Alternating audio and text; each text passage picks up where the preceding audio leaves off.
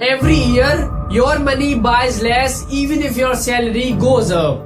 Groceries feel heavier, rent feel tighter, small purchases adds up faster than before. You have not suddenly become bad with money, life just feels more expensive. We usually accept this as inflation, a word we hear often but rarely think about deeply. But inflation does not just raise price, it quietly changes what your money is worth.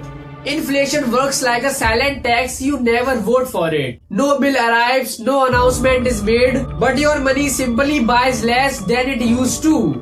At a basic level, inflation happens when more money exists in the system, but the amount of goods and services does not grow at the same speed. And when that happens, each unit of money loses purchasing power. Imagine a room with 10 people and 10 chairs, everyone has a seat.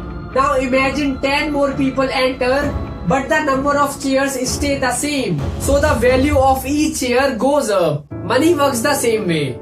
A normal tax is visible, but inflation is not. But the effect is similar. A small part of your purchasing power is taken away slowly, quietly, year by year.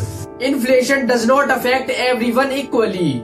People who rely on salaries, savings, or fixed income feel it first. And people who own assets often feel it later or sometimes not at all. So inflation continues because it's hard to avoid. During economic stress, expending money in the system keeps things running. But over time, that support quietly reduces what money can buy. So central banks try to keep inflation controlled by slowing demands when prices rise too fast. But it's always a balance. Too much control slows growth, too little control lets purchasing power erode.